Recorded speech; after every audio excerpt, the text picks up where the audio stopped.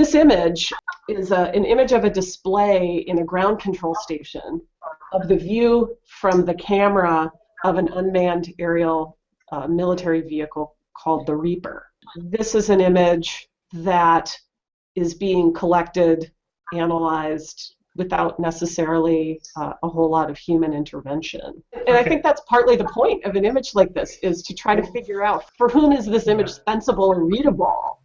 These drone images or images from Apache helicopters, whenever I see them now, I get extremely angry.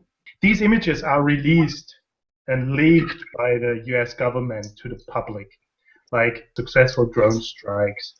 But we all have to keep in mind that Chelsea Manning is currently in jail for, among other things, releasing one of those videos the US government didn't want us to see. Mm-hmm. And she's going to spend 35 years in prison for really leaking something like that. We should never believe that these images show the real truth of the drone operation, because this is so filtered on so many levels, the real truth, because this remains highly classified. That in a way, there's always the underlying narrative being that there is always the other, some enemy, something that we are trying to protect ourselves from. What is the long-term impact and how every aspect of our life is being traced and tracked and monitored and shared for a much larger, sinister purpose of as programs for, and policies of social control. You can look at it and think about how it, first of all, dehumanizes the process of surveillance and puts out this idea of photographic images being data. And so this notion of the data in images and to be extracted from images is something that's a kind of fascinating sub-theme.